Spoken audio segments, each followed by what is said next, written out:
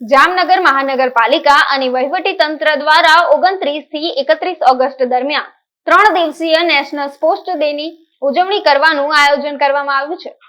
આ કાર્યક્રમમાં પ્રાથમિક, માધ્યમિક અને ઉચ્ચતર માધ્યમિક શાળાઓના વિદ્યાર્થીઓ માટે વિવિધ સ્પર્ધાઓ અને અંતિમ દિવસે સાયક્લોથોનનું આયોજન કરાયું છે। આ ઉપરાંત પોલીસ દ્વારા ક્રિકેટ ટુર્નામેન્ટ પણ યોજાશે। આ સાથે ગણપતિ પંડાલ પ્રતિયોગિતા પણ યોજવામાં આવશે, જેમાં પંડાલના શણગાર, સંદેશ અને વિવિધ થીમ જેવી કેટેગરીમાં સ્પર્ધા થશે। રાજ્ય કક્ષાએ વિજેતાઓને ₹5 લાખથી લઈને ₹1.5 લાખ સુધીના રોકડ પુરસ્કાર આપવામાં આવશે। જામનગરની સાયકલ ક્લબ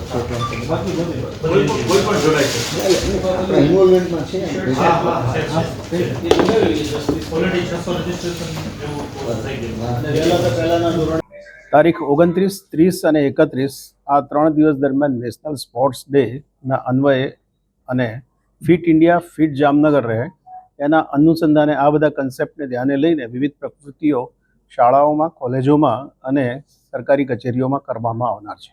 એમાં 29 તારીખે સૌથી પહેલાં મેજર ધ્યાનચંદજીનો જે બર્થડેટ છે એના અનુસંધાને એના બાબતે સ્પોર્ટ્સ પ્રત્યે લોકોમાં જાગૃતિ કેળવાય, બાળકો મેદાનની એક્ટિવિટીમાં વધુને વધુ જોડાય અને એ રીતે સ્વસ્થ રહે, સમૃદ્ધ રહે તન મન ધનથી, એ માટેના પ્રયત્નો કરવામાં આવશે। અને સાથે સાથ આના ઉપલક્ષ્યમાં એ દિવસે પ્રતિજ્ઞાનું પણ એક પાલન કરાવવામાં આવશે અને જેથી બાળકોમાં રમતગમત પ્રત્યેની એક્ટિવિટી કરવાનું વધારે ને વધારે ઉત્સાહ જાગે એવા પ્રયત્નો કરવામાં આવશે।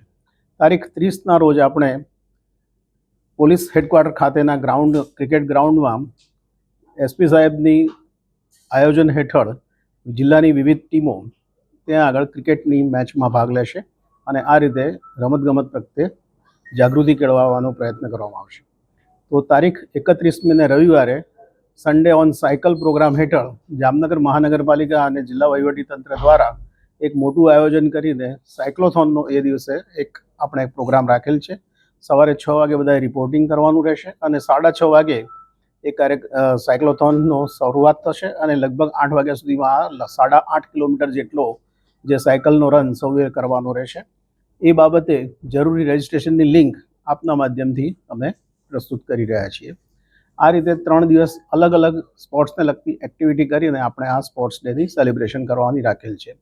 બીજી બાબતની વાત કરીએ તો ગણપતિ પંડાલ, શ્રેષ્ઠ ગણપતિ પંડાલ માટે રાજ્ય સરકાર દ્વારા એક ખાસ શ્રેષ્ઠના એવોર્ડ્સ નક્કી કરેલ છે। એમાં પ્રથમ ક્રમે આવનારને ₹5 લાખ, દ્વિતીય ક્રમે આવનારને ₹3 લાખ અને તૃતીય ક્રમે આવનારને ₹1.5 લાખ। એ ઉપરાંત બીજા 4 કે 5 જેટલા પ્રોત્સાહક ઇનામો પણ હશે કે જેની રકમ લગભગ ₹1 લાખ હશે। આ બધા રકમ કેશમાં રાજ્ય સરકાર દ્વારા ચૂકવવામાં આવશે। તો તમામ જિલ્લાઓ વચ્ચે આ સ્પર્ધા છે।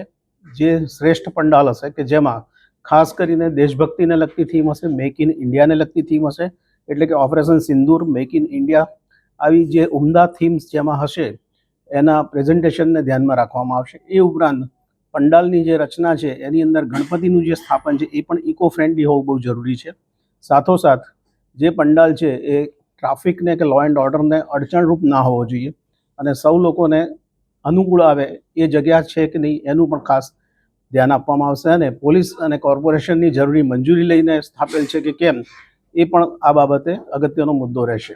આ તબક્કે આપના માધ્યમથી સૌને વિનંતી કરું છું કે ઇકો ફ્રેન્ડલી એટલે કે માટીના કે ગોબરના ગણેશપથની આપણે સ્થાપના કરીએ તો એ પર્યાવરણ માટે વધારે ઉપયોગી રહેશે। એ ઉપરાંત ત્રીજી બાબત, ગણપતિ વિસર્જન માટે 4થી શરૂ કરીને 14 સુધી એટલે કે તારીખ 27થી શરૂ કરીને 6 તારીખ સુધીમાં કોર્પોરેશન દ્વારા 2 ઠેકાણે વિસર્જન કુંડનું આયોજન કરવામાં આવેલ છે।